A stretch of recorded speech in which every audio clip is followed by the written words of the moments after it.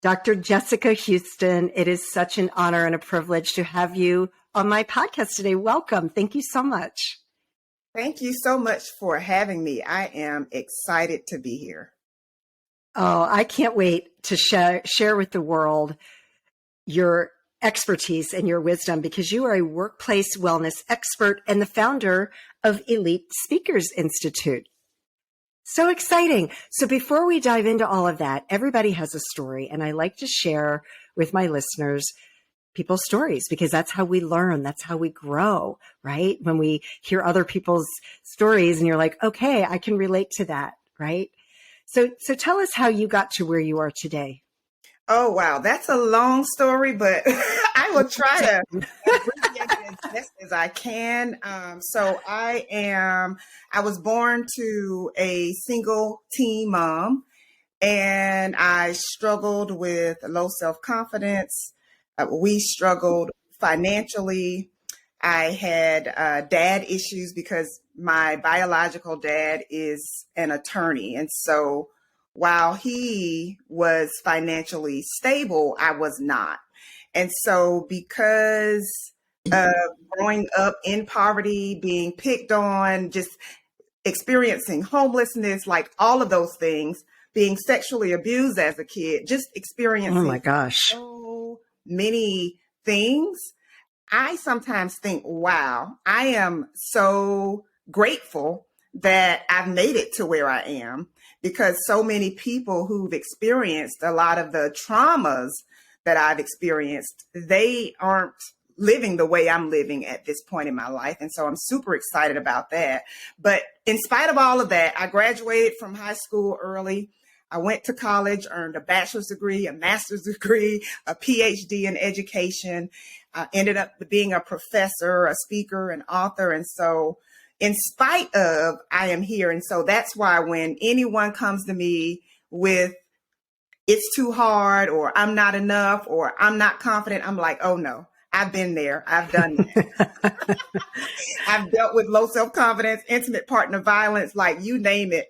I have experienced it in some form. And so that's why I'm so excited about the opportunity to get to help others realize that in spite of everything you've gone through, there is still an opportunity for you to live life fully and be happy while you're doing it. Thank you for sharing all of that and being so vulnerable, because everything you just shared, it's not easy to tell our stories sometimes, right? And that's how people learn. They learn. So why you? And of course, why not you, right? But how is it that you were able to overcome so much and be able to accomplish so much? I mean, you've got your PhD. I mean, that's incredible. It is. Even just a bachelor's degree. I mean, you can dumb it down. Getting your high school diploma, because I didn't realize how many people don't finish high school, right? Because you just, in certain areas of the country, we take it for granted because, yeah, of course, everybody graduates from high school. To go on to graduate from college, with the bachelor's degree, get your master's degree and move on and pursue that. What is it that's in you that you can share with other people that think, what was it in you that gave you that drive to keep pushing forward in spite of all the circumstances that you went through in your life? Yeah. So first, because I went through a trauma training recently, because I'm also a licensed social worker, and they started talking about in kids who are struggling with trauma and so many of the behaviors that they had. And I'm like, well, I made good grades. I guess I didn't realize that what I was experiencing as a child was not normal. And I think that that's what, I thought that, oh, this is just how life is. And one of the things that really helped me to become an achiever, which can be a fault for me sometimes because I get too far out there. But what it was is I said to myself, okay, I do not ever want to live like this again. So I was a dreamer. And I mean, we had a house with, holes in the ceiling, and we had to put things when it rained, like pans or things like that. And my whole, I would daydream about this beautiful house with a pool. And I just had this vision that one day I'm not going to have to live like this. And I just latched onto that. So it was like, I don't care what happens around me. I'm going to school because I know that education, and this was my thought and my belief system, education is my way out. And that was what I kept in my mind. And that's why I still, to this day, I love to teach and I love to learn. Well, you're right, because education it opens up a lot more doors, and it is a way out for many, many people. And so kudos to you for realizing that at such a young age, because when you think about the socioeconomic levels in the United States, the majority of the people that are in the, middle class and up are educated. And it's the lack of education that keeps people in their circumstances. Mm-hmm. And there's got to be more, though, too, because going through what you went through, and we've all had, we all can share our stories about what we went through, and they're all things that you would never wish on your worst enemy. Mm-hmm. For me, I know I reached a point, and I'm curious if you feel the same way, that when you dumb it down, it's like these things happen for me, not to me. Have you been able to look at some of the things that happened in your life and realize that even as tragic as they were, they've created who you are today, and you are the person you are today because of all the adversity and traumas that you went through? Absolutely. Absolutely. And one of the things I say is, like, someone who has never endured anything, it's really difficult for me to believe them when they tell me I can do it. Like, well, somebody just handed you $1 million, but if you really have gone through something, if you bootstrapped it, if you were depressed and you still found a way to pick yourself back up, like, I can believe that if you did it, then I can too. And one of the things I say to my daughter all the time is, like, you really have it made, and she doesn't even understand. Right. So it's kind of like, I went through all of those things, and I have more tenacity. I have more grit. And so I'm trying to work on her because she's like, just give it to me. I know. But it's that resilience, right? You have resilience because when you get to the other side of a situation, that resilience is what helps you to keep moving forward. And I love what you said, that you saw, because I always say, you don't want to compare yourself to other and like, oh, I wish I was like that person, or I wish I had that, or I would, that's a negative form of comparison. But when you look at another person and say, I want what they have, I want to emulate what they did, because if they can do it, I know I can too. And that's almost like a mentor, right? Mm-hmm. Mm-hmm. And why we need mentors in life. Yeah. Absolutely. Yeah. I actually had a mentor in college because I think I just kind of fell between the cracks from elementary all the way up, because I wasn't a behavior problem. I made good grades. I went to school. So they had no idea what I was actually dealing with in my life. And once I went to college, for the first time, someone took notice of me and encouraged me. And he planted this seed. He said to me, I see you earning a PhD and traveling the world speaking. And I laughed, like, really? But I think when he said it, a part of me was like, could you really do that? Yeah. And so I'm grateful that he said that to me. Well, and that's sometimes all we need in life, is to have somebody that we look up to and say, you can do this. Yes. Yeah. Yes. Because at that time, I didn't think so at that time. Well, yeah. Yeah. I mean, seriously, I know one of my guests earlier today was, I interviewed Dr. Joe Vitale, who was in The Secret, and he's written over 80 books. I mean, and it was like, if you would have told me a year ago that I would be sitting here doing that, I'd be like, no, I won't, no.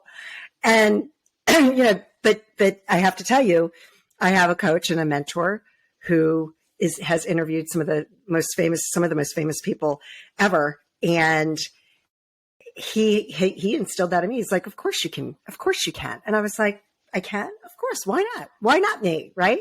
Yes. Yeah. So yeah, that's exceptional.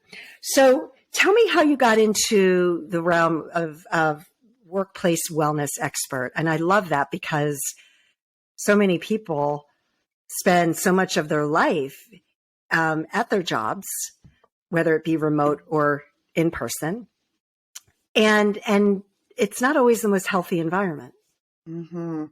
And yes, that is another prime example of me going through and knowing what it feels like to not want to go to work.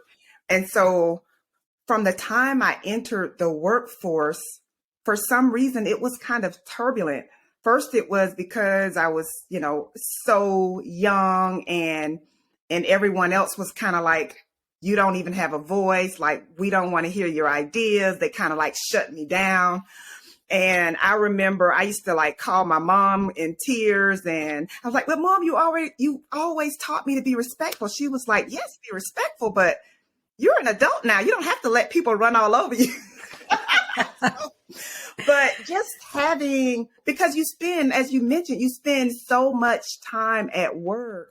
And a lot of times it's like, well, this is where I have to go in order to pay my bills. And so I'm just going to deal with it. I'm just going to suck it up and deal with it. And so many people, they suffer in silence. Yeah, they really do. They really do. So what are some of the things that you do to ensure that the workplace is a safe and healthy place to be from a mental health perspective? So I love to talk with leaders and helping them to understand that their team members want to feel valued. They want to feel heard, and they need to have psychological safety. They need the ability to share with you how they are really feeling without feeling like, okay, if I'm honest, then I might lose my job or I might have another consequence, or you may treat me differently. And I don't know if you've experienced this, but I have. I've had a boss to say, yes, tell me the truth. And then when I said the truth, it was like, now you're treating me differently.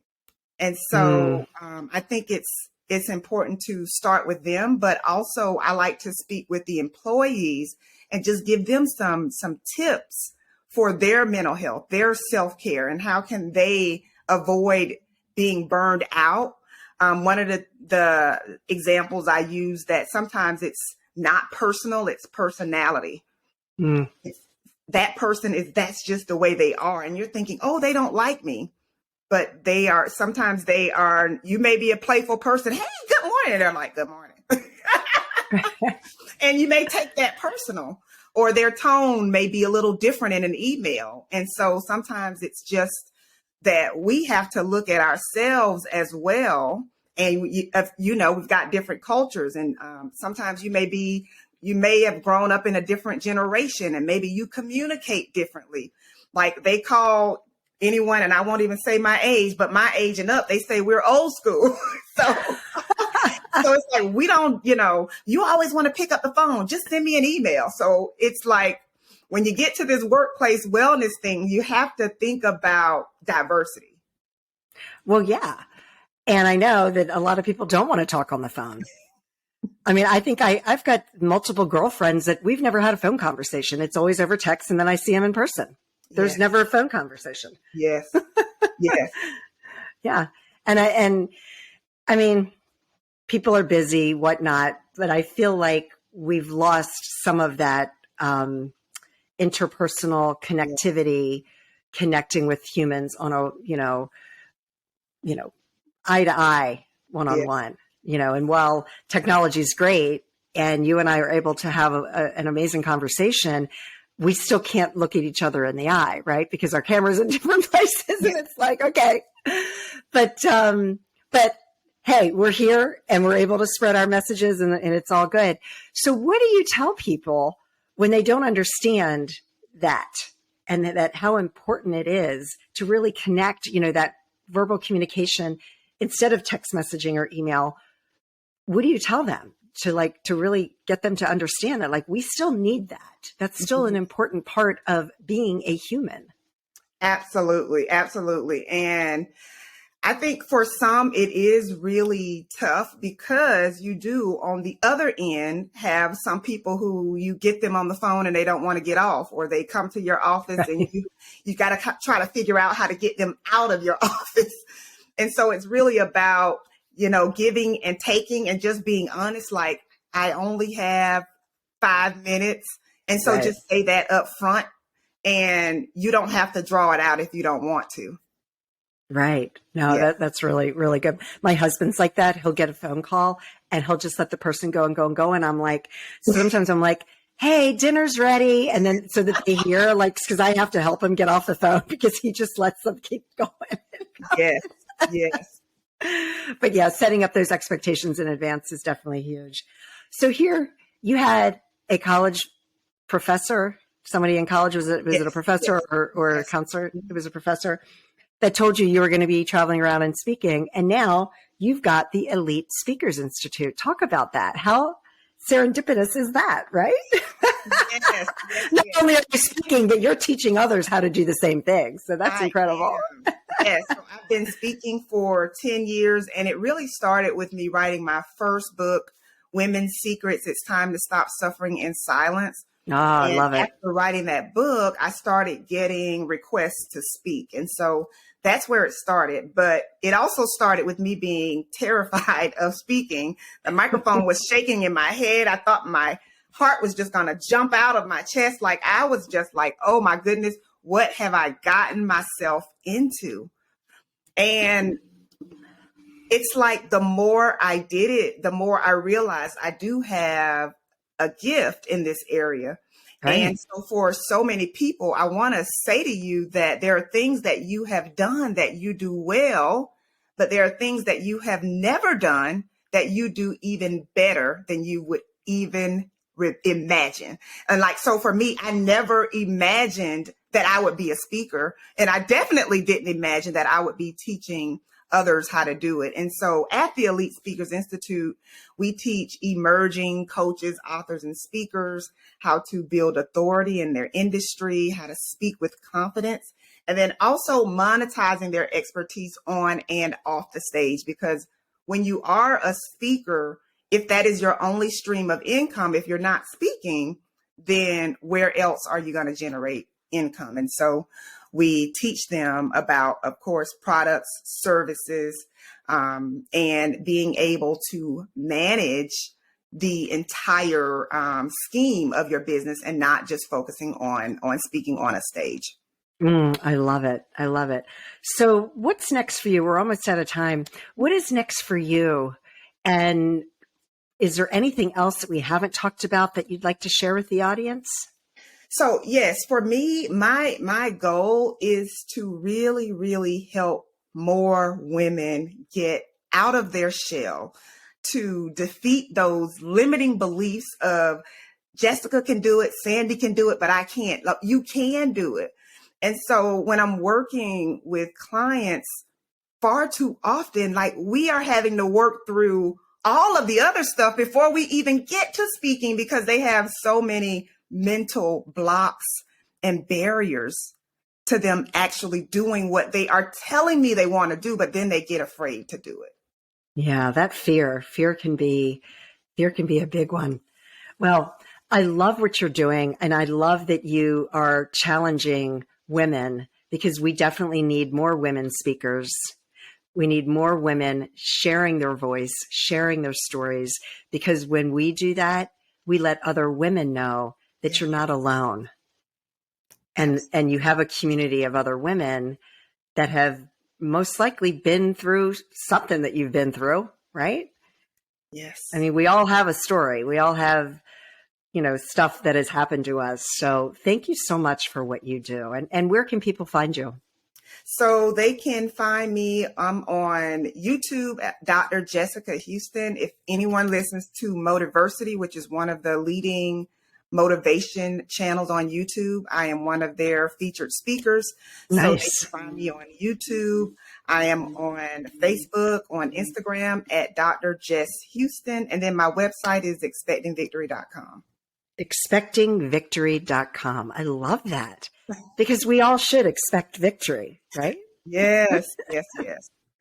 All right. Well, thank you so much for joining me today. I really appreciate it. And thank you again for the amazing work that you're doing and for touching so many people's lives. Thanks. It's been a joy.